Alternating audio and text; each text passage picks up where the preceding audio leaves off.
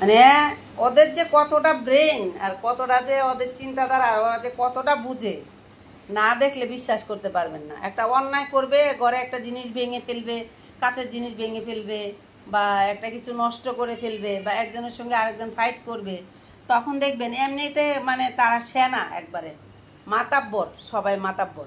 যখন অন্যায়টা করবে, আমি যখন ডাকটা দিব যে এটা কে করছে রে, এটা কে করছে, আজকে তার খবর আছে, এটা যখন বলবো তখন মনে করবেন যে তারা আর কিচ্ছু বুঝে না, মাসুম, একবারে মাসুম, দৌড়ায় গিয়ে পলায় থাকবে, এক জায়গায় লুকায় থাকবে, কথা বলবো চুপ করে শুনবে।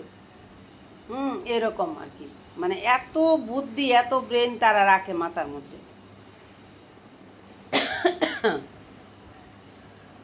এত ব্রেন তাদের, তারা এত সচেতন, কিন্তু দুষ্টামি করার বেলা সচেতনটা তাদের ঠিক থাকে না। তারা দুষ্টামি করার সময় ঠিকই দুষ্টামি করবে। 2 দিনে মনে করেন 2 মাসে 3 মাসের মধ্যে একটা অলকরত ছিঁড়ে শেষ করে ফেলবে। যখন ভালো লাগবে না, অলকরতরে কামড়াবে, আশ্রায় ছিঁড়ে ফেলবে। এই ছোট্ট ময়নাটা এই অলকরতটা আনছে আজকে 2-3 মাস হয়েছে, নতুন অলকরতটা দেখেন।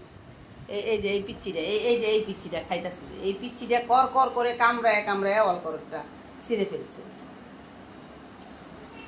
হ্যাঁ, ভালো মানুষের মতো কামড়ায় ছিঁড়তে থাকবে। যখন আমি দেখবো তারে রাগ দিবে। এরকম আমার বাসায় এত বিড়াল পালছি, এরকম কেউ করে না। এটা বাইরের জঙ্গলি মানুষে কয় না, জঙ্গলি থাকে। বাইরে থেকে নিয়ে আসছে ছোট্ট বাচ্চা, কুরবানির ঈদের আগে রাস্তায় পড়ে কান্না করতেছিল, আমার বাচ্চা নিয়ে আসছে। আমি বলছি যে এখন আমি আর কোনো সদস্য নিব না, আমার যে কটা আছে এই কটাই থাকুক। এই যে হালুমরে নিছি, সবচেয়ে বড় অসহায়। গত বছরের আগের বছর ঠান্ডার মধ্যে মা নাই, 2টা বাচ্চা বাড়িওয়ালা সিঁড়িতে ছিল। তারপরে একটা বোন একদম মুখ দিয়ে রক্ত উঠে মারা গেছে, এরকম অবস্থা, তার এত কষ্ট। আর ওর হচ্ছে পুরাটা বুক জুড়েই ছিল ঠান্ডা, কফ, মানে শ্বাস নিতে পারতো না, এত খারাপ অবস্থা ছিল। আমি রান্না করে রেখে রেখে কাপড় গরম করে ঘুম পাড়ায়া মেডিসিন দিয়ে সুস্থ করছি।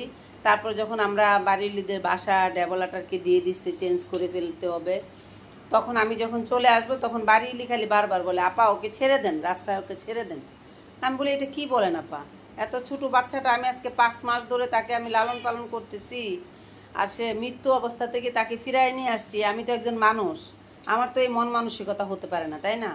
কারণ ও ছোট্ট একটা বাচ্চা 5টা মাস ধরে আমার কাছে থাকতেছে। এখন তো আবার ও বোনটা যখন সাথে ছিল তখন একসাথে সিঁড়িতে হাঁটাহাঁটি করতো। এখন যেহেতু বোনটাও মরে গেছে, সে নিজের চোখে দেখছে, তারপরে সে মৃত্যুপথে যাত্রী ছিল, তারে আমি আল্লাহ হায়াত দিছে, সুস্থ করছি। এখন আমি কোন হিসাবে, কোন হৃদয়ে, কোন মন মানসিকতা নিয়ে আমি তাকে রাস্তায় ছেড়ে দিয়ে যাব বলেন? সে তো আবার অসহায় হয়ে যাবে। আর এত ছোট একটা বাচ্চা কোথায় থাকবে, কোথায় ঘুমাবে, কি খাবে? আর আপনাদের বিল্ডিংয়ের সিঁড়িটা চিনতো, সেটা তো এখন ডেভেলপার লোকজন এসে ভেঙে দিবে। হয়তো এমনও দেখা যাইতে পারে সিঁড়িটা থাকতো, এটা চিন্তা করে এদিকে আসলে উপরে বড় বড় পাথর পরে সে মারা যেতে পারে। আর আমার বাসা 5 মাস থেকে খেয়ে আর আমি ঘুমায়া, সে তো এখন বাইরের কোনো পোকামাকড় আর খেতে পারবে না। একটা কুকুর দেখলে কামড় দিয়ে মেরে ফেলবে। যেহেতু আমার কাছে 5টা 7টা আছে, তো আমি কোন পরাণে ওকে ছেড়ে রেখে যাই?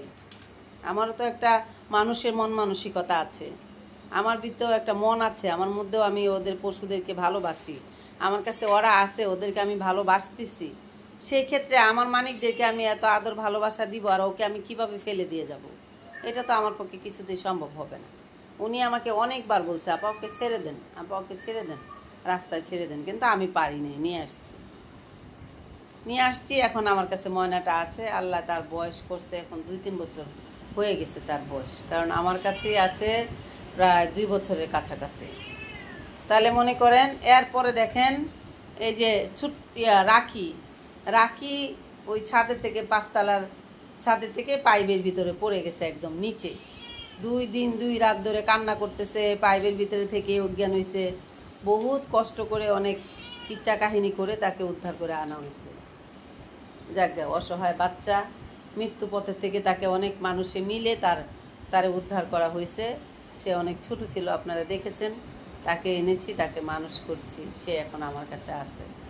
এই ছোট্ট ময়নাটা আমি আমার মেয়েকে বলছি যে আমি আর কোনো অ্যাডপশন করব না, কারণ আমি ওদেরকে লালন পালন করতে করতে, খাবার দেওয়াটা সবচেয়ে বড় ব্যাপার না, কিন্তু ওরা রাতের বেলা কে এখন ঘুমাচ্ছে, কেউ ঘুমাবে না।